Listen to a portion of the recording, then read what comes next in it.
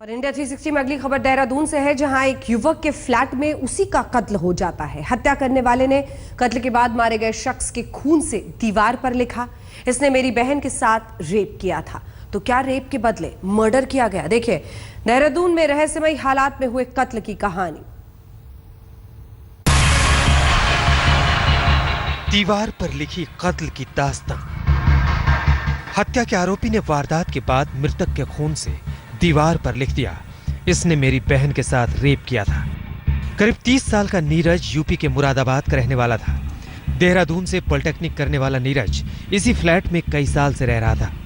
Police के मुताबिक 2 दिन पहले ही नीरज के मामा का लड़का उसके पास रहने के लिए आया था। देर रात तक दोनों कमरे में ही थे और अगले दिन जब नौकरानी आई तो दरवाजा नहीं खुला।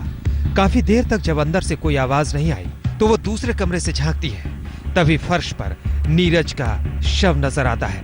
इसमें कुछ क्लूज आ रहे हैं, उस पर हम काम कर रहे हैं और मुझे उम्मीद है कि काफ़ी जल्दी इसका इस संबंध में भी पूरी तथ्यात्मक इंक्वायरी हो रही है। पुलिस के मुताबिक नीरज की आंखें तक निकाल ली गई और शरीर पर धारदार हथियार से हमले के कई निशान हैं।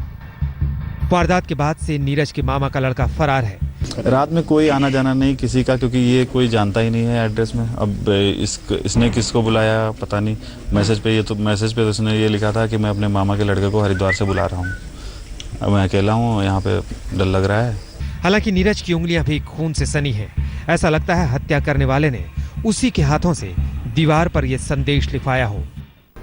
ये प्योर मर्डर है और इसका मोटिव अभी जैसा आप दीवार पे देख रहे हैं कि जो उस पर लिखा हुआ है उस संबंध में भी हम काम कर रहे हैं और अभी तो इंक्वायरी टोटल ओपन है। अभी जिनके मकान में रह रहा था उनसे भी कुछ पूछताछ हुई है? सभी से पूछताछ हो रही, पूरी इन्वेस्टिगेशन एकदम ओपन है और जहाँ पे हमें कंक्रीट कुछ मिलेगा वो आपको बताएंगे। फिलहाल पुलिस को नीरज के भाई की तलाश है, क्योंकि कत्ल के ठीक पहले नीरज के पास वही मौजूद था।